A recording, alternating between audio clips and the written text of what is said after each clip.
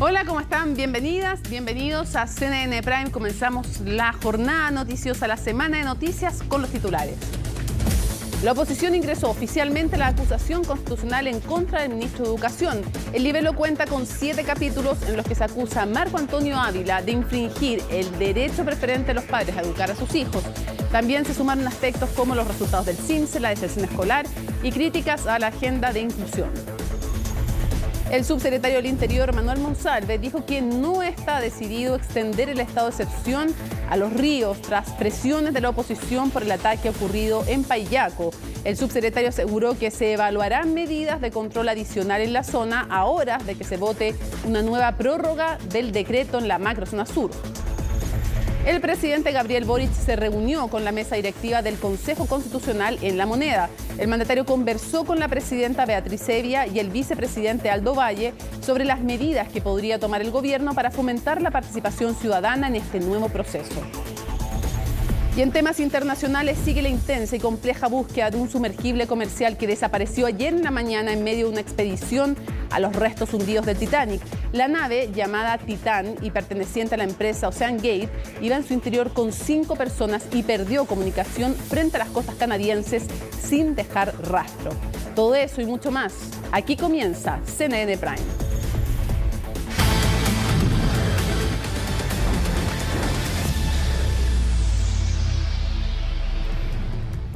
11 meses consecutivos llevan cayendo las ventas en el comercio minorista y mayo no fue la excepción. Durante el quinto mes del año la baja llegó a 10,8%, siendo la más importante desde julio del 2020. ¿Cuáles son las razones? ¿Cómo repercute en el diario vivir? Se lo contamos en el informe de Macarena Román. 50 años lleva funcionando la fábrica de zapatos Calmán en el barrio Victoria. Por eso, si hay alguien que conoce las repercusiones de la economía es Mauricio Hernández y su familia. Admiten que durante el primer semestre de este año han tenido una baja sostenida en las ventas por menor y mayo no fue la excepción. No, malísimo. Este tiempo prácticamente las ventas han estado nulas. En mayo por lo menos fue el mes más malo, en los últimos 2-3 años que hay, por lo menos que uno tiene registro. Pero ahora este último tiempo no, malas las ventas, muy bajas. Tanto así que tuvieron que disminuir la cantidad de trabajadores. Si antes tenían 14 personas empleadas, ahora cuentan con la mitad. Algo parecido pasó con la producción. Nosotros cuando nos va mal, digamos, las ventas, lo primero que uno hace es bajar la producción a mínimo. Porque, digamos, no están dadas las condiciones, el ciclo no está dado. Cuando tú tienes ventas muy altas tienes que subir la producción, cuando está muy bajo prácticamente no hacen nada. Es que para nadie es un misterio el alza de los precios, algo que sin duda ha repercutido en las compras de consumo minorista. Sí, he reducido mucho porque todo está muy alto. En realidad, antes con una cantidad podíamos comprar muchos más artículos, ahora no. Ahora del 10%, por ejemplo, yo estoy comprando el 6%. Entonces todos los meses aumenta y sobre todo en los negocios más pequeños y en el supermercado es lo mismo, todo es más caro. Justamente los negocios con ventas minoristas han sido uno de los más golpeados durante los últimos meses. Según cifras del Banco Central, las ventas al por menor cayeron 10,8% durante mayo, en comparación al mismo mes del año anterior. Con esto se anotan 11 meses consecutivos de caída, desde junio del 2022 que no hay números azules. La razón es la falta de liquidez. Los hogares chilenos tienen una cantidad de recursos menores, ¿no es cierto?, las que tenía hace un par de meses atrás, dejando de lado otros productos que son de consumo normal, como el calzado, el vestuario, los muebles, los equipos electrónicos. Según expertos, la población se está enfocando en comprar solo productos de primera necesidad, los cuales también han tenido un alza en sus precios, información que es corroborada por locatarios. Incluso hay gente que ya se limita a comprar poco, o sea, simplemente compra lo necesario nada más, ya no gasta más de lo que tenía que. Antes, por ejemplo, llevaba mucho más cosas, ahora ya no, ahora solamente lo necesario nomás. Es que el índice de precios al consumidor de mayo confirma lo dicho por locatarios. Los huevos llevan un aumento de 27,9% en lo que va del año y el pan registra un alza de 5,7% durante el mismo periodo, hechos que en ocasiones modifican incluso la dieta alimentaria. Cosas así más económicas, atún, enlatados, porque ya no alcanza por no comprar carnita día por medio todos los días, ya no alcanza. Fenómeno del cual las autoridades dicen estar conscientes y por lo mismo aseguran haber tomado una serie de medidas a favor del comercio más pequeño, como por ejemplo el ingreso del proyecto que modifica el proceso de compras públicas. Que tiene un conjunto de ámbitos muy amplio, pero lo que se refiere a las empresas de menor tamaño en particular, es una ley que aumenta de manera considerable el monto que el Estado va a comprar a través de las compras públicas a las MIPYMES. Según expertos, la caída en las ventas al consumo por menor sería un costo que hay que soportar, porque la baja de estas provocaría la disminución de los precios, lo que repercutiría positivamente en la inflación alta que actualmente mantiene el país. Hoy comenzó el periodo de rendición de invierno de la prueba de acceso a la educación PAES. Son más de 30.000 las personas inscritas y 79 los locales habilitados para la rendición del test, que se va a extender hasta el jueves 22 de junio, sin contar el miércoles feriado. Este lunes se rindió la prueba de matemáticas 2 y mañana los estudiantes van a realizar la de competencia lectora y la electiva de ciencias. El jueves se va a tomar el test de matemáticas 1 y la prueba electiva de historia y ciencias sociales. Los resultados van a estar disponibles a las 9 de la mañana del viernes 21 de julio. La di el año pasado.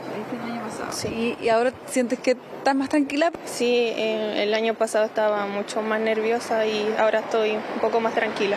Traje la tarjeta de identificación hoy día porque hoy día no me toca, mañana. Mañana sí, y el jueves también. Y entonces nos va a dar la M2, que es hoy día es matemática 2, no, esa no la doy. No la necesito para nada, de hecho, así que no la doy. Estoy más normal, tranquilo, es mejor, porque no es como que uno llega y uno no sabe nada cómo es la prueba, no, yo ya la di una vez, entonces ya sé más o menos cómo es la cosa. El año pasado, de los más de 33.000 que rindieron la prueba de invierno, un número muy importante, cerca de 20.000, mejoró sus puntajes en alguna de las pruebas. Entonces, es una oportunidad que se está aprovechando, que está sirviendo para mejorar los puntajes y, sobre todo, disminuye la ansiedad, lo que es muy importante. Eso hace que la prueba sea de mejor calidad. Nuestra medida es más precisa y también todo el sistema es más humano. Así que a los estudiantes que están ahora por rendir, les deseamos el mayor de los éxitos y toda la tranquilidad, porque sabemos que esto les va a ayudar a tener mejores puntajes para la postulación el próximo enero. Bueno, y continúa el aumento de contagios por virus sincicial en niños y niñas, mientras que las autoridades y expertos esperan un pic de contagios por influenza durante las próximas semanas. El llamado es a cumplir con la vacunación, mientras que hoy las autoridades recomendaron el uso de la mascarilla en el transporte público. Los detalles con Ángela Rayman.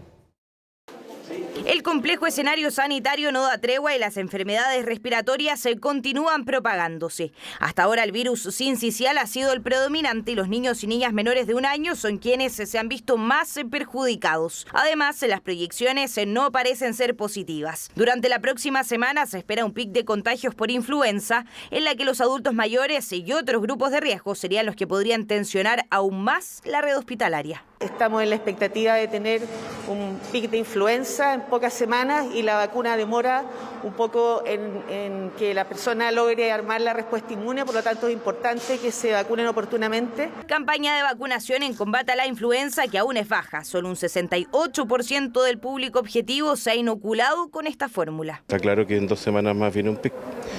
Soy de riesgo y ya como persona mayor creo que es conveniente hacerlo. Es súper importante, tenemos que cuidarnos entre todos y obviamente si alguien se contagia tiene que respetar y no hacer aglomeraciones, cuidarse y vacunarse, que es lo más importante. El neurólogo y me dijo, bueno, que estaba bien en realidad, pero tenía que cuidarme mucho porque esto se puede declarar en cualquier minuto. Y la vacuna me sirve también para mi organismo, o sea, estoy tomando todo lo que sea necesario para poder estar bien. Los niños menores de 5 años se registran un 65% de vacunación. Los adultos mayores un 58% y las embarazadas no superan el 38% con la inoculación en combate a la influenza, quienes se generan la mayor preocupación para las autoridades y los especialistas. El llamado es justamente a que las personas mayores de 65 y en especial las mujeres embarazadas, manifestarle que la seguridad de esta vacuna es algo que está conocido, que es una vacuna que es segura. En esto estamos todos juntos y saldremos todos juntos adelante de este invierno. El virus sincicial tiene la particularidad lamentable de no contar en estos momentos con una vacuna que esté autorizada para su uso en niños. En cambio, para la influenza tenemos esa herramienta que ha demostrado consistentemente durante muchos años que la hemos utilizado ser una vacuna segura y efectiva. En Chile, históricamente, hemos sido ejemplo de vacunación en un estándar mundial. Sin embargo, al parecer, la fatiga pandémica podría ser uno de los motivos por los cuales, a mediados de junio, no se ha superado el porcentaje de vacunación esperado para enfrentar el invierno. A esta campaña se suman también en los municipios. Hemos recibido recursos, pero también nosotros como municipalidad hemos aportado también con recursos propios para poder avanzar en esta campaña de vacunación que es tan importante para poder proteger la salud de nuestra comunidad en general. Las personas han perdido un poco el interés y están agotadas más bien del COVID que de la influenza. Vacúnense contra influenza, lo antes posible, porque todavía tenemos una ventana de oportunidad que si nos vacunamos hoy nos puede proteger para las próximas semanas en las cuales esperamos que se produzca el pic de la enfermedad. Mantener las normas de cuidado sanitario sigue siendo una forma efectiva para amortiguar la ola de contagios de virus respiratorios que se avecina. Si bien la mascarilla es obligatoria nuevamente en los colegios, esta sigue siendo solo una recomendación en el transporte público y lugares de aglomeración y poca ventilación. No estamos obligando su uso, pero lo estamos indicando, lo hemos recomendado fuertemente. Eso es muy importante porque estamos apelando también a la responsabilidad individual, es decir, especialmente las personas que están con síntomas respiratorios que usen la mascarilla. Son medidas que hay que estar evaluando día a día y si es necesario va a haber que implementarlas justamente para evitar un escenario en el cual se tensione aún más de lo que ya está el sistema sanitario, tanto público como privado. A todas estas medidas de prevención se suma la necesidad de estar alerta a los síntomas de alguna enfermedad respiratoria para poder acceder de forma oportuna a la atención médica sin tensionar la red hospitalaria. Bueno, el abogado Juan Carlos Manríquez asumió como defensa del diputado de Renovación Nacional Miguel Mellado en investigación por la filtración del audio del presidente Gabriel Boric. Para profundizar en este tema nos encontramos justamente con él. Gracias por acompañarnos en CNN Prime. Muchas gracias a usted una vez más por invitarme, Mónica, con todo agrado. Lo primero que quisiera preguntarle es cuál es la postura oficial, porque no hay discusión respecto de que él filtró la reunión, digamos, o sea, este audio de la reunión, así que no le voy a preguntar si lo hizo o no lo hizo, porque ya está claro que él lo hizo, digamos. Entonces, primero la impresión general que usted tiene respecto a la situación frente a la cual se encuentra su representado. Mire, la primera impresión sobre esto exige una contextualización muy rápida. Como todos sabemos, la actividad política se basa en un etos, tiene códigos, que no necesariamente son leyes, sino que son reglas. Las reglas son reglas de trato social. Una de las primeras dice relación con mantener determinadas formas de conducta cuando se citan a reuniones o conversaciones que exigen tratar dentro de ese resguardo posibles acuerdos. En este caso, la situación se daba en un lugar público, entre personas públicas, tratando temas públicos de interés nacional.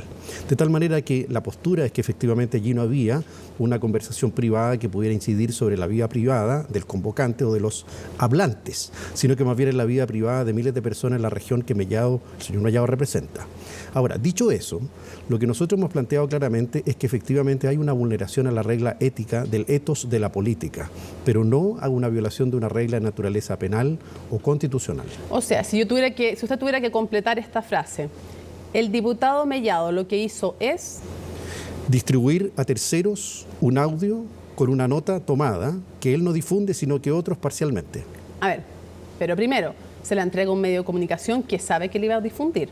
No es inocente en aquello. No, estamos de acuerdo en eso. Ya, y por eso he dicho que ha vulnerado un etos de la política. Por eso, o sea, habría que decir que el diputado Mellado grabó algo y se lo entregó a un medio de comunicación sabiendo que lo iba a difundir.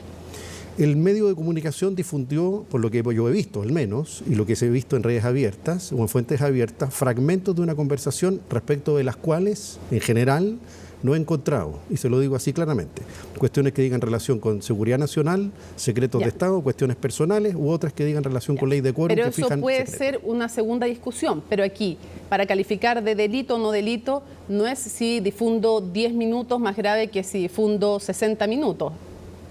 No es un poquito delito o no es delito. No es el tiempo, no es lo que está en discusión. O sea, cuando el diputado dice, yo solo difundí 10 minutos, eso no es lo relevante. Convengamos para calificar o no algo de delito. Mire, lo primero que hay que es volver a reiterar... ¿Pero estamos de acuerdo en aquello? No todavía, no del todo. Le voy a decir por qué.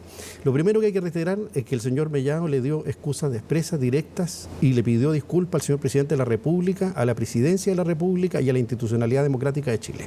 Porque sabe que en eso erró, en lo que dice relación con el etos de la política. Una falta ética. Efectivamente, si usted me pregunta a mí si eso es delito, yo le voy a decir que no. No, pero entonces, convengamos en lo primero. ¿Usted está de acuerdo y su cliente también en que hay una falta ética? Sí, efectivamente. Ya. Hay una falta al etos de la política. Ok. Así es. Lo otro, respecto de si hubiera transmitido o hubiera entregado la reunión completa o 10 minutos, no es eso lo que está en discusión respecto de si es delito o no. No, sí es eso. Y lo voy a explicar por qué. ¿Por qué? Porque en primer término, si usted mira la motivación que tuvo el señor Mellado, es una sola. El interés público general, porque un compromiso en su mirada que impacta en una región y en la seguridad y la vida de miles de personas se cumpliera. Y era la primera vez, según él, que veía a la primera autoridad de la nación comprometerse clara y expresamente con un criterio respecto de esas mismas cuestiones, que además, entre paréntesis, el mismo señor presidente de la República, informando hace poco un recurso de protección en otra materia, ha sostenido que este tipo de grabaciones en esos lugares no constituyen delito, con su propia firma informándoselo a la Corte de Apelaciones respectiva. De tal manera que en ese caso yo debo decir que no hay un doble discurso, allí simplemente no hay delito. Aclaremos una cosa, el hecho de pedir disculpas públicas tampoco es algo que quita el eventual carácter de delito de una acción. O sea, por ejemplo, yo podría robar y pedir disculpas por haber robado y no deja de ser un robo. Convengamos en aquello, ¿no? Pero en este caso es distinto. No, pero me refiero a que si yo cometo un delito, otra cosa es si lo cometí o no, pero si cometo un delito, el hecho de que pida disculpas no le quita el carácter de delito a la acción. Es que en este caso sí. ¿Por qué? ¿Por qué? Mire. O sea, que podría ser delito, pero como el diputado pide disculpas, ¿ya no es delito? Sigamos la tesis cronológicamente. Se dijo en un primer minuto que se había vulnerado la privacidad de una persona pública en un lugar supuestamente reservado. Bueno, dejemos en claro que hasta ahora... Más que el lugar, es que la instancia es reservada. Vamos por parte. Lo que allí se trata no son cuestiones de la vía privada de cada uno de los convocantes ni de los concurrentes. Pero no es eso lo que caracteriza, no es eso lo que... Le propongo una cosa, leamos el artículo, mejor tal vez para que comencemos la discusión con lo primero. Código Penal, artículo 161A. Sí. Se castigará con pena de reclusión menor en cualquiera de sus grados y multa de 50 a 500 unidades tributarias mensuales al que, en recintos particulares o lugares que no sean de libre acceso al público. Cerro Castillo no es de libre acceso al público, no cualquiera puede llegar y entrar. Es un bien fiscal público. Eso no quiere decir que sea de libre acceso. O sea, a ver, si yo quiero hoy día me quiero ir a meter al Cerro Castillo, no puedo. Ahí era libre acceso para todos los convocados, que era un arco bastante para completo. Los convocados, pero de libre acceso al público, Cerro Castillo no es. Convengamos eso. Cuando no está abierto, claro que sí. O sea, a ver, Cerro Castillo, salvo una excepción, no es de libre acceso al público. ¿Estamos de acuerdo en eso? Por regla, porque casi nunca hay nadie. A ver, si usted o yo o cualquiera de las personas que están en sus casas quiere entrar a Cerro Castillo, no puede. ¿Estamos de acuerdo en eso? Puede hacerlo, puede pedirle al administrador del sitio que se lo abra y le van a hacer una visita. ¿Es un lugar de acceso público permanente, sí o no? Eso es distinto. Permanentemente abierto no, pero es un lugar público. Dice lugar, es que la ley, para que seamos rigurosos a lo que dice el artículo penal, yo no estoy del Código Penal, no estoy inventando, no es un parque, no es una plaza. Yo a una plaza puedo llegar de acceso público. Cerro Castillo es un lugar que no es de acceso público. Todavía no estoy diciendo si cometió delito o no, pero convengamos en algo, abogado. Cerro Castillo no es un lugar de libre acceso público. Se lo digo así, no es un domicilio particular. Pero no es, a ver, dice, lugares que no sean de libre acceso al público. Se lo acabo de decir. No es un lugar de libre acceso al público. Es un lugar que permanentemente está cerrado porque no hay nadie. No se solo abre por eso, para es porque actividades oficiales. Ya, pero no es de libre acceso, es de acceso restringido. Ya, le concedo ese punto. Ok, gracias. Sigamos analizando. Ya, sigamos analizando. Entonces, en eso estamos de acuerdo. Es distinto de una plaza, por ejemplo. Relativamente, el parque que tiene adentro parece una plaza. Ay, abogado, no es lo que parece. También hay casas que parecen parque y no por eso son parque. Ok, convinimos al menos en que dice. Entonces, ya dijimos lo del castigo, tampoco va a haber discusión respecto al castigo, así que no, ya. Dice, en recintos particulares o lugares que no sean de libre acceso al público. Ahí tenemos, que se castigará, ojo, al que en recintos particulares o lugares que no sean de libre acceso al público, sin autorización del afectado, no hay autorización del afectado para grabar. Termine y ya vamos a hablar de eso. Ya. Sin autorización del afectado y por cualquier medio capte, intercepte, grabe o reproduzca conversaciones o comunicaciones de carácter privado, sustraiga, fotografíe, fotocopie, reproduzca documentos o instrumentos de carácter privado, eso no es lo que está en cuestión, o capte, grabe, filme o fotografíe imágenes o hechos de carácter privado que se produzcan, realicen, ocurren o existan en recintos particulares o lugares que no sean de libre acceso al público. Igual pena se aplicará a quienes difundan las conversaciones, comunicaciones, documentos, instrumentos, imágenes y hechos a los que se refiere el inciso anterior. En teoría, hay una captación, eso no se discute, hay una divulgación, tampoco se discute. Y divulgación no, una difusión a terceros que lo divulgaron, que es otra cosa. Ya, pero lo divulgaron sus colegas, lo divulgó la prensa, no lo divulgó el diputado. Ya, pero basta, aquí está tipificado, basta, no dice y, dice o. Entonces basta con captar, interceptar o grabar en un lugar sin autorización del afectado, por cualquier medio. ¿Qué es lo que no hizo de lo que estoy leyendo aquí el diputado Mellado? Dos cosas importantes. Yo, ¿por qué le concedí el lugar? Porque lo importante no es el lugar, es la materialidad. Lo que cubre esa norma y lo que protege es la intimidad personal de la vida privada entre dos hablantes. Pero usted no lo dice así. Sí, aquí. Usted dijo privado 3 veces.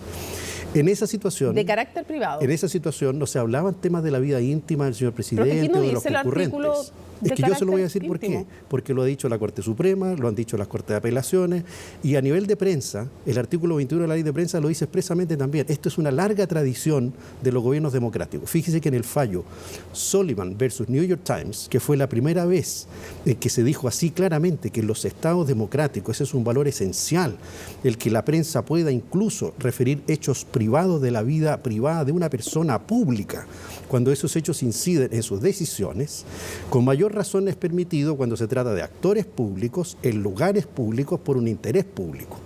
Cosa diferente es cuando la vida privada de una persona privada se divulga pura y simplemente porque eso es un chismorroteo.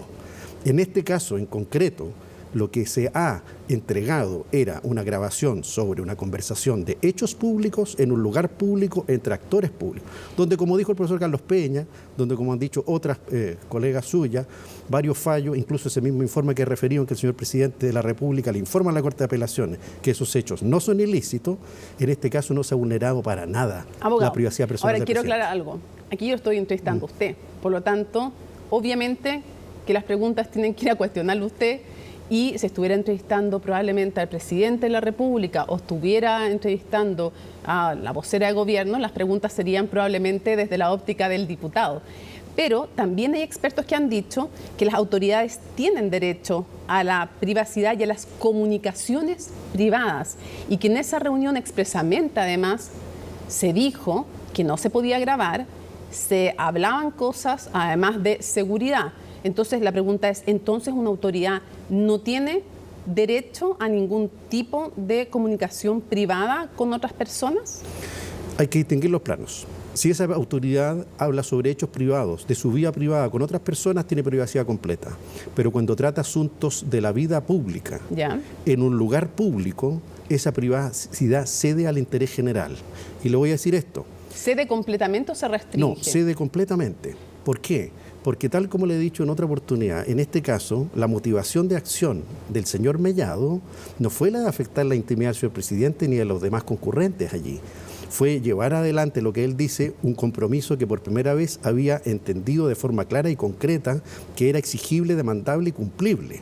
De tal manera que cuando él toma ese registro y se lo entrega a otros colegas suyos que difunden partes muy puntuales, donde de parte alguna yo he visto temas de seguridad nacional o de otros, todo, porque podrían haberlo hecho. Entregó todo. Podrían haberlo hecho y sería completamente lícito, conforme al artículo 21 de la Ley de Ejercicio del Periodismo. Sí, pero es que no estoy hablando, por eso no estoy hablando de los medios de comunicación, porque me parece que los medios de comunicación tienen el deber de hacer público. Pero la pregunta es, hay una condena, de hecho, justamente por una grabación de autoridad al juez Calvo. También hay condena en ese sentido. Eso era distinto, porque en ese caso particular esa persona resultó afectada en hechos de su vida privada, completamente privada. En este caso estamos hablando de políticas públicas en un lugar público. O sea, una autoridad, para usted, en la tesis de usted y también de su defendido, una autoridad respecto de asuntos que tengan que ver con la vida nacional no tiene ningún espacio de comunicación privada. Sí, tiene 3 espacios. ¿Cuáles? En la medida que discuta, en primer lugar, cuestiones sujetas a la ley de inteligencia. Segundo, seguridad nacional. Tercero, secretos de Estado, específicamente regulados como tales por una ley de quórum o por las leyes que declaran esas cuestiones secretas. Y lo voy a decir por qué. Porque hay que hacer una diferencia, Mónica, muy importante en esto, que seguramente a veces la gente dice, mire, esto es una leguleyada, es una cuestión, una tinterillada, pero muy relevante. Una diferencia es la regla y otra una norma. Los delitos se cometen por violar normas. Las normas integran leyes. Las reglas integran lo que se llaman reglas de trato social. Es lo mismo que faltar el respeto. Y en este caso, por eso, de alguna manera también, eso ha ocurrido con el etos de la política. Y por eso el diputado ha pedido disculpas, pero no ha violado una norma. Pide disculpas a todo esto, hay que decirlo, después de que en una primera instancia dice que le parece gravísimo lo que ha pasado y no confiesa que es él. O sea, a lo menos, además, en un comienzo se hace parte de la condena pública sin decir que fue él. Yo estoy de acuerdo. Si eso no es faltar a la verdad, además. Mire, fue completamente impreciso. Y le voy a contar por qué. Porque en la política... Impreciso es poco, abogado, más bien faltó a la verdad. Es que déjeme decírselo. En el lenguaje político, aquí y en todas partes, la indeterminación del final del texto, el borde es de la esencia. Por eso existe el acuerdo ético de no grabarse ni escribirse. Porque después del debate político yo le puedo decir al otro, eso que tú dices es tu interpretación, eso yo no lo dije, negarlo o cambiarlo, porque es necesario adecuarse a las condiciones del momento. Sí, pero todos si los políticos del mundo, de que el mundo es mundo, actúan así. No sé si todos los políticos actúan así, pero si alguien comete lo que usted califica como una falta ética, que es grabar esa reunión, y usted mismo dice una falta ética, y después aparece públicamente condenando el hecho, cuando nadie sabía quién había sido, obviamente que todas las personas entienden que él no fue el que grabó, porque lo está condenando. ¿Por qué no salió de inmediato a decir yo fui? Yo creo que simplemente... ¿Sino que salió a condenar? Por lo que he podido conversar con él, creo que simplemente porque fue impreciso, se actúa en este tipo de cuestiones a veces, seamos honestos, las pasiones hacen que uno se atolondre. Después, con más tiempo... ¿Y cuál es la pasión que movía en ese momento al salir a condenar esto? Porque salir a condenar lo que él mismo hizo. No, la cuestión era anterior. Sin decir que él era. La cuestión era anterior. La pasión opera en el minuto en que se nubla efectivamente el buen juicio, en tomar esta nota y luego entregársela a un tercero que la difundió parcialmente sin los temas que le estoy planteando. Actuó con el juicio nublado. En alguna parte, y esto ocurre a diario. Ya, y después cuando salió a condenar lo que él mismo había hecho, sin decir que había sido él. Eso se ha reparado y por eso hoy hay que valorar también que una persona sea capaz de reconocer esos actos, por eso pidió que lo pasaran a la comisión. Cuando ya había una investigación en curso y cuando estaban preguntando todos quién había sido. Pero antes pidió que lo pasaran a la Comisión de Ética y probablemente allí va a producirse, esperamos, conforme al procedimiento y al debido proceso. ¿Por qué no dijo de inmediato? ¿Por qué sale a condenar algo que había sido él el responsable y no dice fui yo? Bueno, yo creo que para eso habrá el minuto y las circunstancias para poder entregar su respuesta. Yo creo que al respecto, lo que él me ha dicho en esto es que actuó de alguna manera, digámoslo, impreciso, apurado, ¿por qué no? Y también, como lo ha ido dándose cuenta en este minuto, quizá no es la mejor manera. Por eso uno ha pedido disculpas. ¿No porque quiso engañar a la opinión pública? No, muy difícil engañar a la opinión pública en esto. Muy difícil. No era tan difícil, digamos, porque en un primer momento cuando uno lo escuchó, obviamente que dijo, él no fue. Que si eso fuera así, estaríamos hablando de otro tema. Y no estamos hablando de engañar a la opinión pública. Lo que estamos haciendo es precisamente entregarle a la opinión pública todos los elementos para que la gente... Bueno, pero es que las cosas son siempre así, pues, Mónica. ¿Cómo son siempre Porque si uno supiera que fueran antes, las cosas no ocurrirían. Estas cuestiones se explican. Antes son justificaciones. Si nosotros estamos entregando frente a usted y al país una explicación, es porque las cuestiones han ocurrido. Pero la gente también tiene derecho a saber todo el intríngulis de cómo ocurren. ¿Ha tratado el diputado de hablar directamente con el presidente de la República? Yo creo que es su deseo, y si el señor presidente de la República tuviera bien recibirlo, ¿por qué no? Sí, ¿por qué no? Sí, y además lo que él tenga que decirle al señor presidente tendrá que decírselo. Ahora, lo que ocurra después de eso es si el señor presidente evidentemente recibe o no su excusa o va a tomar otra decisión, pero eso no lo sabemos, es lo mismo que estamos hablando. Finalmente, abogado, ¿qué cree usted que es lo que va a pasar en el ámbito judicial con esta acción, que es una acción penal de carácter público, por lo tanto, no es que se pueda retirar ninguna acción, o sea, ya lo está investigando el Ministerio Público, por lo tanto, no hay nada que se pueda hacer para que se detenga esto. ¿Qué cree usted que va a pasar en sede penal? Hay un acto magnánimo. El presidente de la República dijo: yo no voy a ejercer ninguna acción. Si, como él siempre es, en esa cosa, congruente con su tesis de que lo que se afectó fue su vida privada, allí hay una renuncia. Él no dijo su vida privada, sino que la privacidad de una comunicación. Hay una renuncia. Entonces allí a la protección. Lo que tenga que hacer luego el Ministerio Público, nosotros vamos a estar disponibles. Vamos a ir las veces que sea necesario. Yo hoy día me puse a disposición del Ministerio Público. ¿Y usted qué cree que es lo que va a pasar? Yo espero que el Ministerio Público haga el análisis que corresponde, porque esto no es primera vez que pasa, y logre establecer que efectivamente ha habido una falta al etos de la política que no es menor, pero un delito, sinceramente, a mí me costaría sostener en un tribunal seriamente que se ha cometido. O sea, ¿usted cree que va a ser declarado inocente? Mire. ¿O que no hay delito, dice usted? Not guilty. No culpable. No culpable, ya. Y cierro preguntándolo, ¿lo volvería a hacer el diputado, grabar una reunión? Yo creo que no. Pienso yo. ¿No lo ha preguntado? Pero... porque si él cree que nada es privado, salvo una conversación sobre la vida íntima de una autoridad pública, o lo que pone en riesgo la seguridad nacional, entonces perfectamente podría ir a otra reunión y grabarlo. Yo no he dicho que él diga que nada es privado. No, salvo lo que afecta a interés superior de la nación. Le respondo. Yo creo que este es un acto relevante en su vida política y confío en que todos, cada uno de nosotros, todos los días tenemos oportunidades de aprendizaje profundo. Ya. Y en mi opinión, yo creo sinceramente que el diputado, después de esto, no lo haría 2 veces. O sea, aprendió. Esperemos, yo creo que sí, estoy absolutamente convencido que sí. Abogado, muchísimas gracias por haber venido a CNN Prime. Que tenga muy buenas noches. Muchas gracias. Nos seguimos avanzando para contarles que el ministro de Hacienda, Mario Marcel, salió al paso de las críticas opositoras tras sus dichos por la pensión garantizada universal. El secretario de Estado aseguró que la PGU no tuvo financiamiento tributario en 2022 y que el actual gobierno debió asumir los costos adicionales. Dichos por los cuales desde la oposición han cuestionado los diálogos para un futuro pacto fiscal. La nota es de Estefanía Bustamante. Subrayar el esfuerzo fiscal que hizo el gobierno para financiar la pensión garantizada universal en 2022 fue lo que provocó la molestia de la oposición con el ministro de Hacienda. ¿Por qué es que la PGU en 2022 quedó desfinanciada? Por favor, muchas gracias. Fue lo que planteó en entrevista con Mesa Central y tuvo que aclarar 24 horas más tarde si hubo o no financiamiento en 2022 a un proyecto despachado a ley en los últimos días del expresidente Sebastián Piñera en La Moneda y tras un amplio debate sobre los mecanismos para costearlo. Quedó 1/3 sin financiamiento tributario a contar del 2023 en adelante. Y como las medidas tributarias se aplicaron a contar del 2023, entonces el gasto en el 2022 no tuvo ese financiamiento tributario. El problema del financiamiento era en el largo plazo. Entonces, bueno, que el gobierno se aclare de que la pensión garantizada universal, que es la reforma a las pensiones más importante de los últimos 10 años, sí contaba con el financiamiento para su puesta en marcha. Y aunque en ese momento se discutieron alternativas como usar recursos del Tesoro Público cuando la ley de presupuestos ya había sido aprobada, solo quedaron las advertencias. La reforma no está financiada, digamos las cosas como son.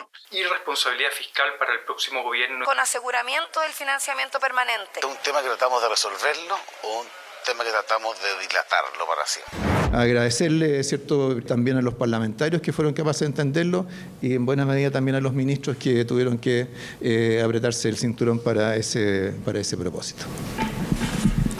Las consecuencias, según el gobierno. En la práctica, lo que ocurrió fue que la implementación de todo de la creación de la PGU y los aumentos que tuvo de valor y de cobertura durante el año 2022, todos tuvieron que ser implementados por el actual gobierno. Tomemos conciencia que efectivamente hay una parte que no está del todo financiada. Ya, pero esto lo dice un gobierno que está comprometiendo políticas públicas según se apruebe o no se apruebe la reforma tributaria. Está bien, pero ha habido un gobierno más responsable en esta materia y otro menos responsable. El costo para financiar la PGU en 2022 fue de $2.000 millones, un costo que Hacienda sorteó mediante reasignación de recursos e ingresos adicionales como la operación renta, esfuerzo fiscal que había sido advertido por el Consejo Fiscal Autónomo. El Consejo sugiere buscar fórmulas legislativas para que la implementación de los cambios tributarios que genera esta fuente de financiamiento permanente sea anterior o al menos coincida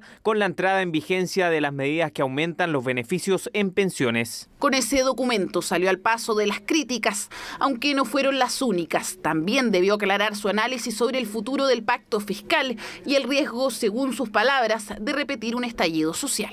Después de haber vivido esa experiencia, vamos a tener que hacer un esfuerzo para aumentar los recursos para que se pueda responder a estas necesidades, sin el financiamiento necesario para hacerlo. Creo que es un riesgo tremendamente grande para el país. El ministro amenaza con un eventual nuevo estallido, lo cual nos parece la continuación de una política de chantaje de este gobierno. Molestia que podría marcar el tono de las negociaciones entre el Ejecutivo y diversos actores por el pacto fiscal que busca financiar reformas estructurales del gobierno.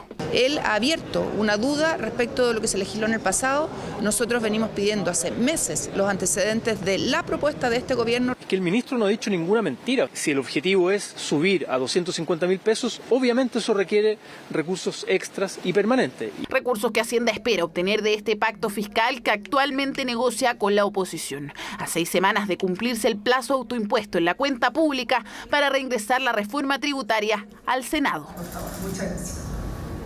La diputada de Revolución Democrática, Catalina Pérez, rechazó las críticas que ha recibido por el convenio que el Ministerio de Vivienda suscribió con la fundación de su pareja, Daniel Andrade. La vicepresidenta de la Cámara de Diputados negó cualquier injerencia en los hechos, esto ante las peticiones de renuncia por parte de parlamentarios de la oposición, porque quien firma el convenio es ahora ex Seremi, pero trabajó con ella como asesor parlamentario.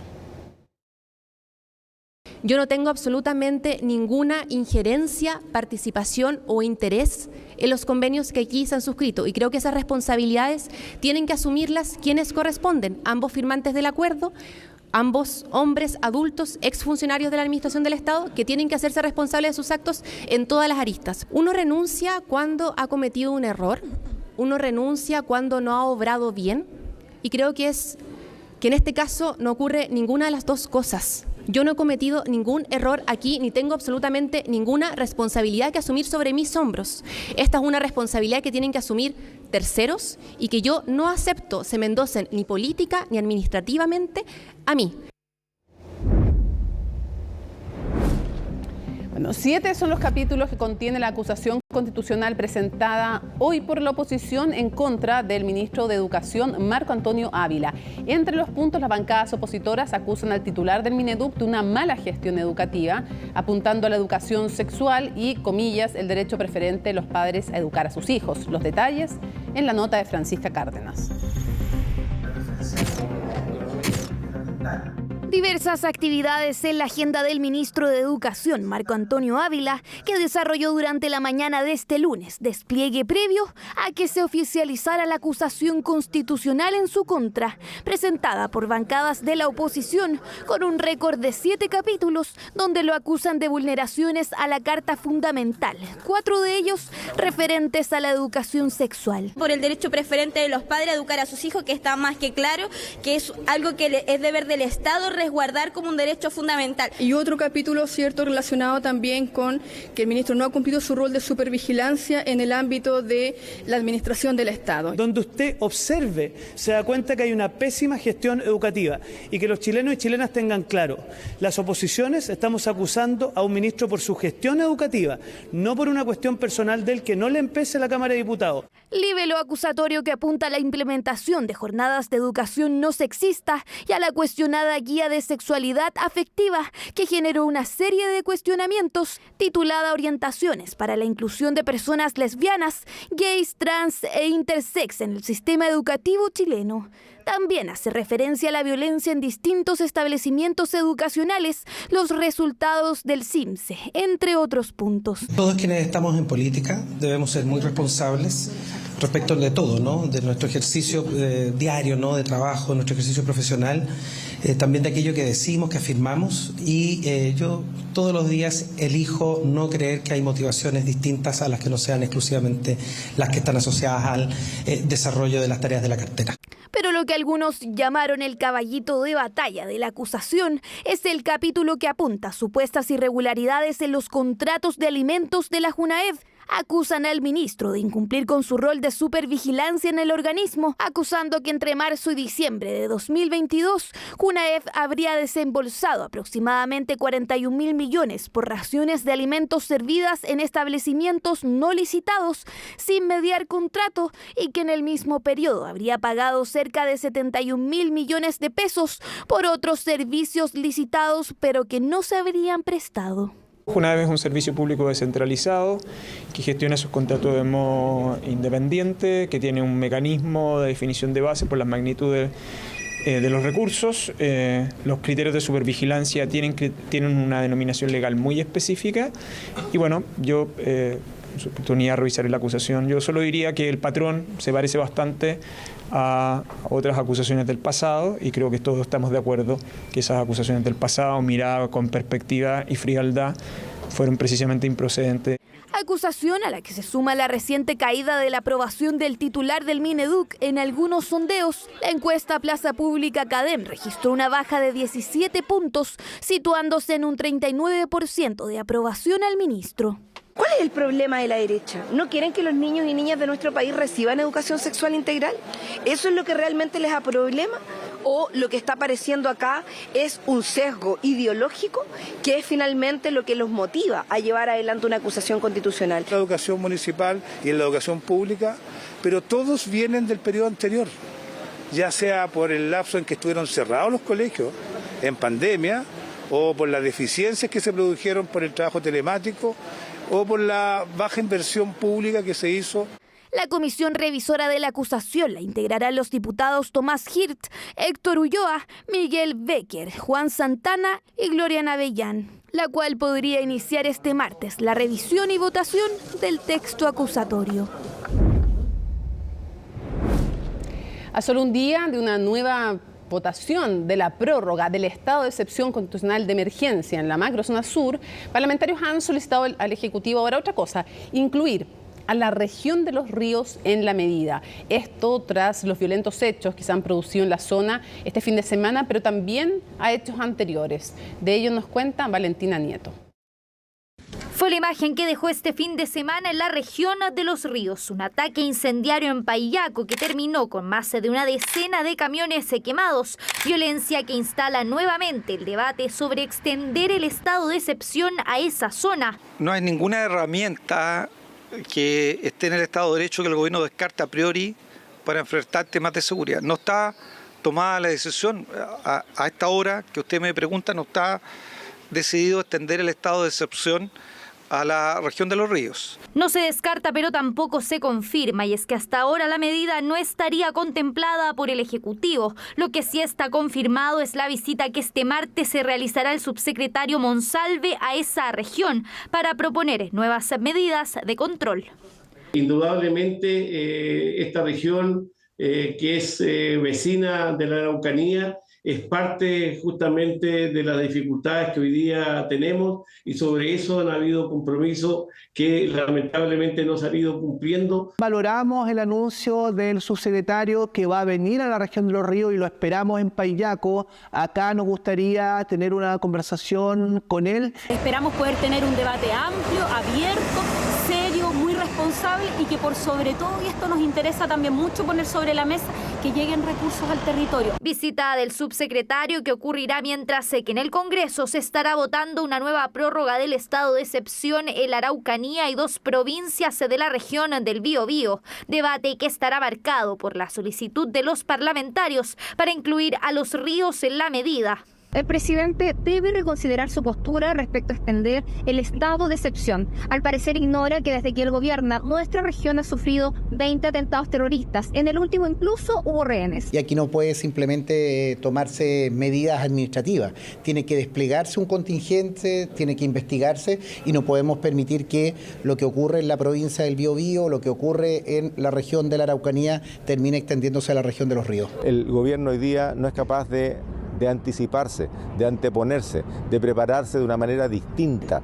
Y la verdad es que en Los Ríos estamos más que preocupados con lo que está pasando. Yo espero que incluyan a la región de Los Ríos en el estado de excepción. Presión que aumenta, pero que no condicionaría a los votos. Eso sí, desde el propio oficialismo han planteado ir un paso más allá en el debate y considerar el estado de sitio en la zona. Así al menos lo planteó el senador Insulza, una propuesta que tampoco estaría descartada en el gobierno. Yo soy partidario cuando hay gente que dice que hay que tener una negociación, diálogo, etcétera, yo habría que hacerlo.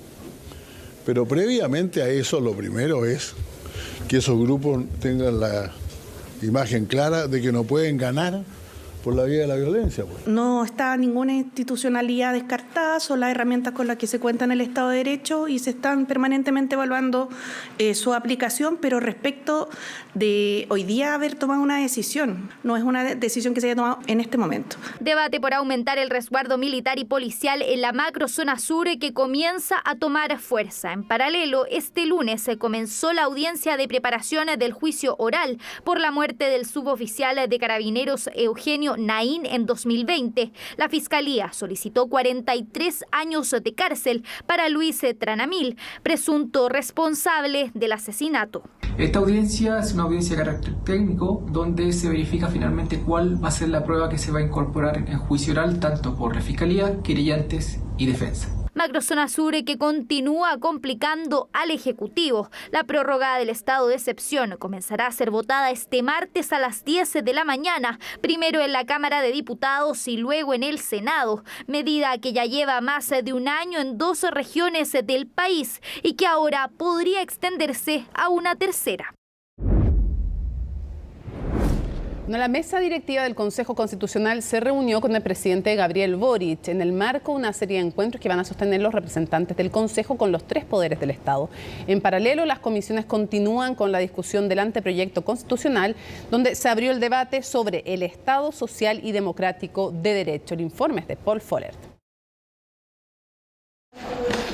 Una imagen que hasta ahora no se había captado. La anterior mesa directiva de la convención no concurrió a la moneda y mantuvo cierto distanciamiento con el Ejecutivo. Ahora, en cambio, en el nuevo proceso, el presidente de la República y los representantes de quienes redactarán la propuesta de nueva Constitución ya entregaron las primeras señales de diálogo.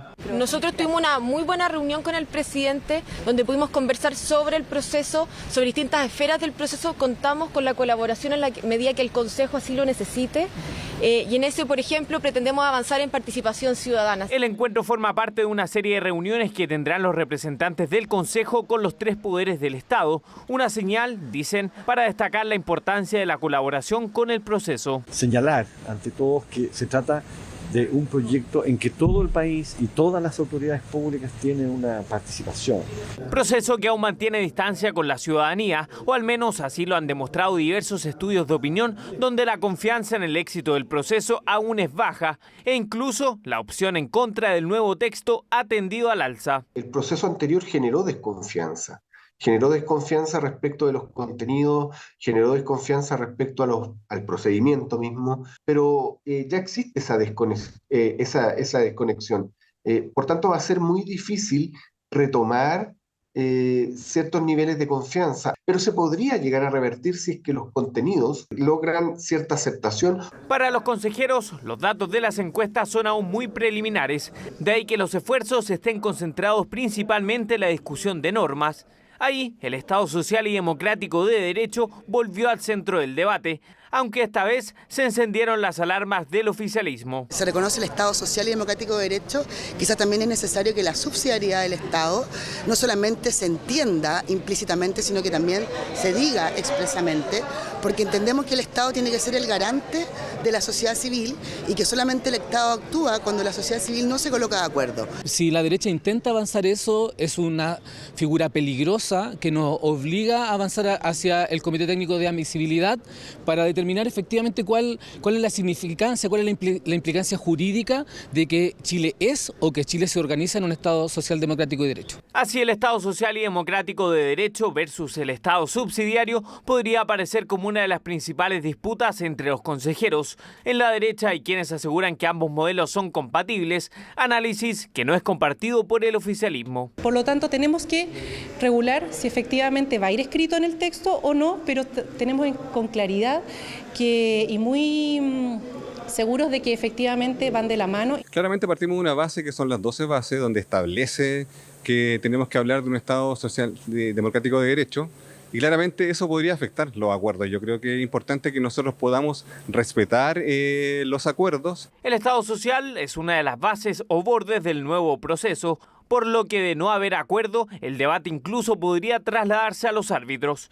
Aunque entre los consejeros aseguran que el ánimo es llegar a un acuerdo y evitar escalar el tema. Antes de ir al siguiente, un aviso. Hoy en Aquí se debate por primera vez 3 miembros del Consejo Constitucional. Van a debatir en televisión, así es que no se lo pierdan porque va a estar buenísimo. Pasamos a otras materias. El Ministerio de Energía informó que desde la primera quincena de julio se va a eliminar la tarifa de invierno en las cuentas eléctricas de clientes regulados. Tras un acuerdo alcanzado en una mesa de trabajo entre las carteras y las compañías, integrantes del gremio de empresas eléctricas, se confirmó que la medida se adelantó para este año. Según lo indicado por el Ministerio, el efecto de esta medida en las cuentas será imperceptible, pero lo que significa alrededor de va a ser como un 0,7%. Es por esto que el ministro Diego Pardo aseguró que están trabajando con las empresas privadas para lograr un beneficio que llegue a materializar en las cuentas un efecto que tenga más notoriedad.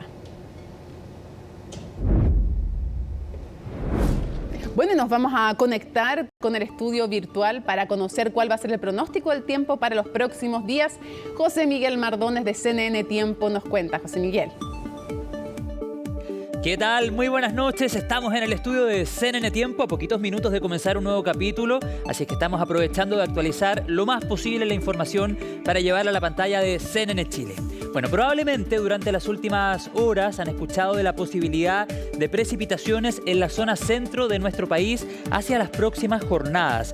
Eso efectivamente es muy probable que suceda, lo estamos actualizando, lo estamos analizando en base a la información que nos entrega el satélite. Efectivamente podríamos tener una semana con características invernales, considerando además que el invierno llega el próximo miércoles. Pero partamos por lo más próximo.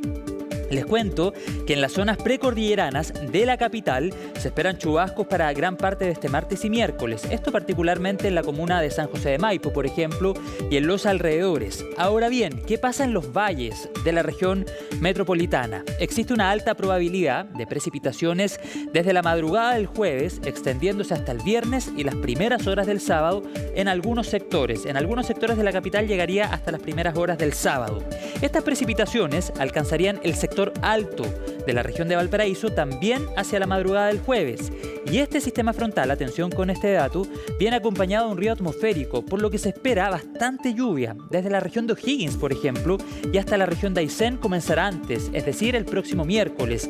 Y hay mucha, pero mucha atención puesta, por ejemplo, en lo que pueda pasar en el sur de la región de O'Higgins, en la región del Maule y también en la región del Biobío, porque todo indica que en esa zona de nuestro país se generarían las precipitaciones más intensas, que podrían alcanzar incluso los 100 a 150 milímetros en estas 2 jornadas y media. De todas formas, es esa una información que se debe ir actualizando, porque ha pasado muchas veces que el satélite indica, por ejemplo, un sistema frontal fortalecido, sin embargo, con el pasar de las horas se debilita. Por lo tanto, la invitación es a seguir cada una de las próximas ediciones de CNN Tiempo para actualizar esa información.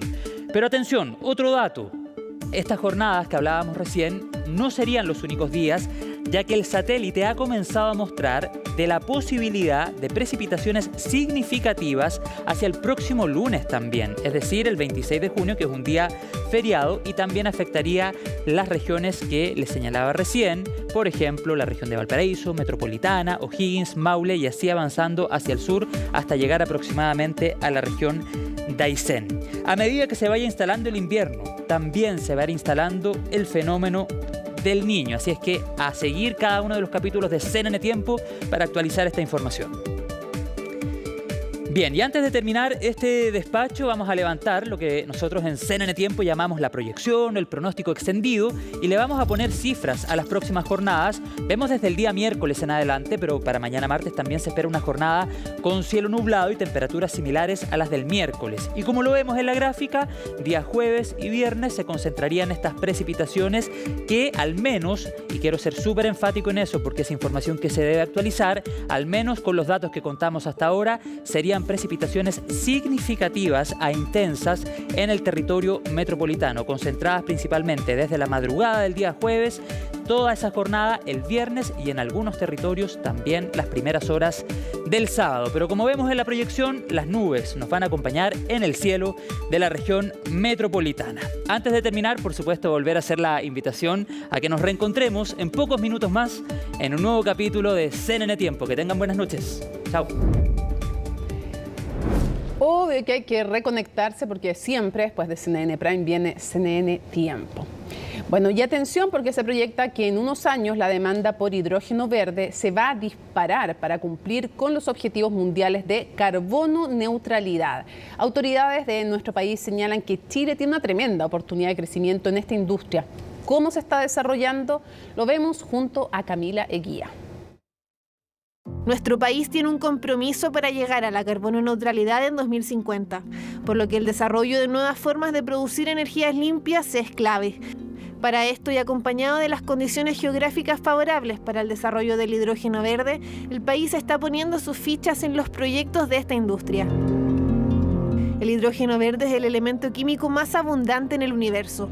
Forma parte incluso de nuestro cuerpo y es tan versátil que hoy en día se presenta como un vector energético, porque tiene la capacidad de convertirse en distintas formas de energía y de manera limpia. El mundo está experimentando un cambio muy importante, gatillado por la necesidad de tener una economía más amigable con el medio ambiente. Es así como este lunes oficializó el anuncio de un nuevo aporte de $400 millones por parte del Banco Interamericano de Desarrollo, lo que significa una inversión de $785 millones acumulados. Es una industria completamente nueva que todavía no existe a nivel mundial, entonces hay que empezar de cero.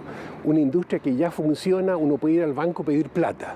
Acá no, porque el banco no entiende lo que es hidrógeno, no entiende lo que son energías renovables, por lo tanto, necesitamos estos apoyos estatales para bajar la incertidumbre. Necesitamos esto, ¿por qué necesitamos este programa de financiamiento? Principalmente porque estamos desarrollando una industria nueva, un sector de alguna manera que es tremendamente desafiante, pero no es un sector que ya existe en otros países, sino efectivamente es un sector que es nuevo a nivel mundial. Estos fondos se van a invertir en nuevos proyectos, desarrollo de la demanda local, capital humano, investigación e innovación. Creo que al final del día es un respaldo a todo lo que viene haciendo el país y también nosotros como gremio desde la asociación lo recibimos con mucha satisfacción respecto de que vamos en la línea correcta. Y una visión de futuro para lograr la carbono neutralidad. Otra particularidad de nuestro país es que tiene un compromiso institucional con el cambio climático. Y el hidrógeno verde cumple una función instrumental en este compromiso institucional que tenemos. Sin embargo, desde el gobierno y la industria señalan que aún hay tareas pendientes para lograr su correcto desarrollo. Que nos falta un poco ahí desplegar más capacidades, no solamente en términos de competencias técnicas, ¿no? Sino de disponibilidad de recursos. Lo importante es capacitar nuestros servicios, ¿no? Todos los que son los desarrolladores están preparándose para este año, el año próximo, ingresar con las solicitudes o los estudios de impacto ambiental. Es muy importante tener planes regionales que conversen y consideren dónde vamos a instalar los proyectos. También está en buena medida en una carrera por asumir una posición de liderazgo en materia de producción de hidrógeno verde y para eso necesitamos políticas y regulaciones que ayuden al desarrollo de esta industria. Aunque queda camino por recorrer, el desarrollo del hidrógeno verde en Chile es un hecho y es clave para la descarbonización de nuestro país y el mundo. Bueno, vamos a revisar las noticias internacionales. Aquí está Mónica Rincón. Dilo nomás. Mira, lo que pasa es que yo estaba caminando, le voy a pasar un poco el celular a Lisel y se me cayó el micrófono. Entonces hice el reaccionar rápido y todo por ahí. Televisión en vivo, ahí. Exacto, lo solucionamos todo. Así que, ahí estamos ya preparadas. Con 29 minutos para que no crean que esto es un intento por hacer como que estamos en vivo y no estamos. Estamos en vivo, sí. Y traemos los últimos detalles de las noticias que han ocurrido en el mundo. mundo. Me superarme, claro, porque como estamos en vivo tenemos lo último. ¿Con qué comenzamos, Isel? Vamos a comenzar con este sumergible que se está llevando una búsqueda contra reloj en el Océano Atlántico. Son 5 personas que iban a bordo de este sumergible que buscaba allí dar con los restos del Titanic, y es en medio de esa travesía, de esa búsqueda, que se reporta como desaparecido este sumergible el día de ayer. Pero es durante esta jornada que las autoridades lo confirman a los medios de comunicación. En concreto, los antecedentes que al menos han sido proporcionados por ahora por parte de las autoridades de Estados Unidos y también las de Canadá, que están trabajando en esta búsqueda, es que a bordo de esta embarcación iban 5 personas y se le había perdido el rastro y también la ubicación y el contacto con este sumergible cuando había pasado 1 hora con 45 minutos después de la inmersión de esta embarcación. Y como yo te mencionaba, Mónica, esta embarcación fue sumergida el día de ayer y cuando pasaron las horas se dieron cuenta que no salía a superficie, y es allí cuando se activan las alertas respecto de iniciar esta operación en el Océano Atlántico. Uno de los últimos detalles que han proporcionado aquí las autoridades, Mónica, es que este aparato tiene aproximadamente 96 horas de autonomía de oxígeno, y de hecho ya le han puesto una fecha límite a cuándo se va a acabar ese suministro. Han señalado que va a ser este jueves a las 14:30 horas, hora local, también que coincide con nuestra hora.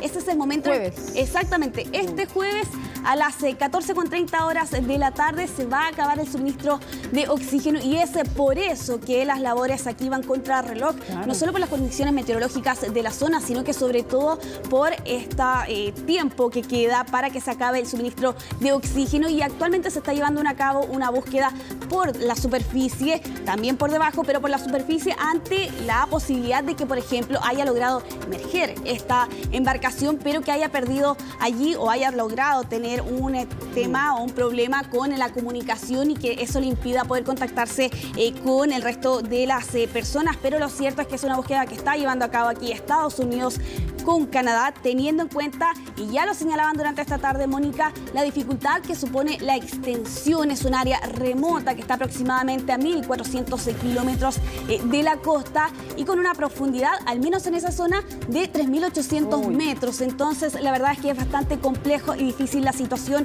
pero aquí las autoridades, lo señalaban durante esta tarde, están realizando todas las labores necesarias. Te invito, Mónica, que pasemos a escuchar parte de las declaraciones que ha entregado durante esta tarde el contraalmirante de la Guardia Costera de Estados Unidos. Es un área remota y es un desafío realizar una búsqueda en esa área, pero estamos desplegando todos los recursos disponibles para asegurarnos de que podamos localizar a la nave y rescatar a las personas a bordo. Entendemos, por el operador de la embarcación, que el sumergible fue diseñado con una capacidad de sostenimiento de 96 horas si hubiera una emergencia a bordo. Entonces, estamos usando ese tiempo, haciendo el mejor uso de cada minuto de ese tiempo para poder localizar la embarcación. Mónica, hasta el momento no se han divulgado los nombres de las personas que iban a bordo de esta embarcación, pero sí se ha confirmado un nombre, no por parte de las autoridades, sino que por parte de la empresa la que trabaja, o que es dueño más bien, este multimillonario británico. Estamos hablando de Hamish Harding, que es el presidente de la empresa Action Aviation, que lo confirmaban desde su entorno, que él era una de las personas que estaba a bordo de esta embarcación, pero las otras 4 personas, las otras 4 identidades no han sido confirmadas, porque aquí señalaban las autoridades que al menos hasta la tarde todavía no lograban dar con las familias de estas personas y por ende no iban a entregar la información, la identidad de estas personas, excepto en el caso que yo te mencionaba, este multimillonario, que sí fue confirmado por la empresa y por la familia. Lo cierto es que es una búsqueda contra reloj en medio de este viaje para poder visitar, como lo señalan desde esta misma empresa que está a cargo de estos viajes, ver en primera persona los restos del Titanic, que están ubicados a unos 600 kilómetros aproximadamente de la costa, esto en Terranova, en Canadá, y y con la profundidad que yo te mencionaba anteriormente, 3.800 metros de profundidad. Es un viaje, Mónica, que según esta misma página web que está detrás de estos viajes, cuesta $250.000. Ese es el desde, $250.000 es el desde para poder realizar este viaje, que tiene una capacidad máxima de 6 personas. En este viaje, según lo que han señalado aquí las autoridades, iban 3 turistas. Uno de ellos es la persona que yo te mencionaba anteriormente. Vamos a quedar pendientes si hay mayores antecedentes, teniendo en cuenta sobre todo este plazo o fecha límite que le han puesto al suministro de oxígeno, que sería y se cumpliría más bien este jueves pasado al mediodía. Seguimos avanzando después de esta noticia que nos tiene ahí atentos a esa fecha que tú nos decías, 14 horas del jueves. Así es. ¿A dónde nos vamos? Nos vamos a trasladar hasta Beijing con el encuentro, la reunión entre el secretario de Estado de Estados Unidos, Antony Blinken, y Xi Jinping.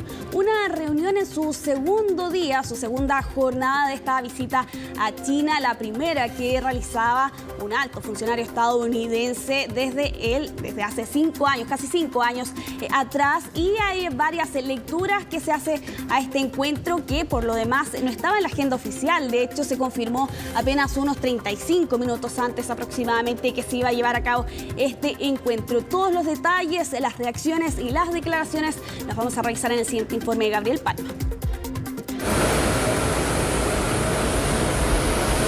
Como provechosa y necesaria fue calificada la visita del secretario de Estado estadounidense Antony Blinken a China, un viaje en medio de las tensiones entre ambas potencias. En 2 días de visita de Estado, Blinken se reunió con su contraparte Qin Gang y con el exministro de Relaciones Exteriores chino Wang Yi, pero sin dudas el encuentro más esperado fue este. Good afternoon. 主席好，很高兴见到您。 Una cita entre el secretario de Estado y el mandatario Xi Jinping que fue confirmada solo 45 minutos antes y que deja una buena impresión en el gobierno chino, todo con el objetivo de limar las asperezas de las relaciones bilaterales. La parte china ha dejado clara nuestra posición y han de cumplir con los acuerdos comunes que el presidente Biden y yo habíamos alcanzado. Las dos partes han logrado avances, lo que es bueno.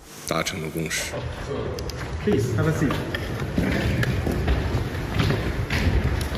Fue una reunión que, según las fuentes oficiales, duró aproximadamente 35 minutos. En ella, Blinken y Xi trataron los temas que han generado más tensiones. Uno de ellos, el rol que ha tenido el gigante asiático en la guerra en Ucrania. Pero parte de las intervenciones en las distintas reuniones tuvo que ver con el impacto ambiental que ambas potencias generan. Un hecho que fue mirado de cerca por la Casa Blanca. China y Estados Unidos son los 2 mayores contaminantes del mundo. La cooperación entre China y Estados Unidos en este problema no bilateral, sino global, que afecta universalmente a las personas, será más evidente.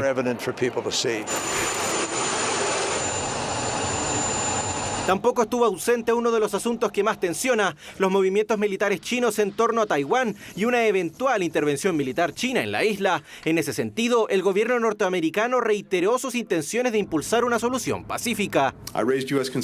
Expuse las preocupaciones de Estados Unidos, compartidas por un número creciente de países, sobre las acciones provocativas de la República Popular China en el estrecho de Taiwán. Estados Unidos aboga por la política de una sola China, y eso no ha cambiado. Y es que el panorama turbulento en el mar del sur de China mantiene en alerta al mundo. Sin embargo, los expertos son optimistas en que no se alcanzará un nivel de hostilidad mayor. Es importante no sobredimensionar lo que significa Taiwán en términos de algún peligro de crisis inmediata. Yo creo que ambas partes entienden que deben de alguna manera convivir con el status quo en Taiwán. La visita de Antony Blinken llegó a su fin, pero no sin antes extender las intenciones estadounidenses de mantener un canal de comunicación constante entre Estados Unidos y China. Esperaría que altos funcionarios estadounidenses visiten China en las próximas semanas y esperamos también más visitas de funcionarios chinos a Estados Unidos. Sea como sea, el análisis es sumamente claro. Un viaje de Estado por parte de China a Estados Unidos va a depender de cómo se lleven las relaciones en los próximos meses. Bueno, es el encuentro más importante desde noviembre del año pasado, cuando, recordemos, se reunieron en su momento el presidente de Estados Unidos, Joe Biden, y su par chino Xi Jinping en Bali en medio de la cumbre del G20, y ya en esa oportunidad había quedado sobre la mesa la visita justamente de Antony Blinken, pero que había quedado en pausa en febrero de este año en medio de esta situación que se originó en Estados Unidos por este globo espía, presuntamente espía, y que fue derribado, y eso generó que este encuentro justamente quedara en pausa. Fue recién la semana pasada que se le puso fecha, y claro, por eso también las expectativas que habían respecto de esta visita, y más ahora considerando este encuentro que logró sostener ahí el secretario de Estado de Estados Unidos con el presidente de China, Xi Jinping. Uno de los hombres más poderosos, si no el más poderoso del mundo. En fin. Bueno, y de hecho, el dirigente chino más poderoso desde Mao. Exactamente. Hay que decirlo. Solo él ha logrado la misma cantidad de cargos que Mao, y solo él ha logrado que su doctrina entre en la Constitución china tal como lo logró en su momento Mao. Así que no es menor. Sí, exactamente. De todas formas, vamos a cambiar de tema, Mónica. Nos vamos a trasladar hasta nuestra región para hablar, lamentablemente, de un tiroteo que se registró durante esta jornada en Brasil. Ya en otras oportunidades hemos hablado justamente de incidentes, lamentablemente, de este tipo que se han registrado en el país sudamericano, y es por eso que este es un nuevo hecho de violencia que enluta al país sudamericano, ahora con una adolescente de 16 años que es la víctima de esta tragedia que se registró en el estado de Paraná. Hay varios antecedentes que han proporcionado aquí las autoridades, por ejemplo, que la policía llegó 3 minutos después de que se reportara justamente esta emergencia, y eso, según señalan también aquí las autoridades, pudo haber evitado una tragedia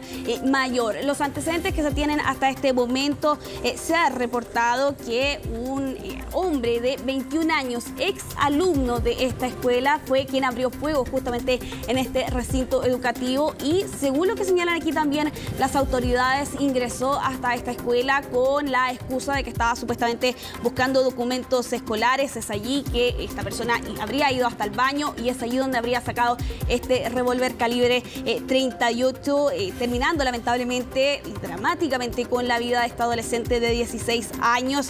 Hay también otra persona que resultó lesionada, es otro joven también de la misma edad, y que, según han señalado aquí las autoridades, Mónica, está en estado grave. Lamentable otro hecho que se registra en Brasil. Recordemos, sin embargo, lo que se registró también en abril de este año, cuando un hombre ingresó con un hacha a una guardería, y que en esa oportunidad dejó 4 menores de entre 7 a 4 años entre las víctimas fatales.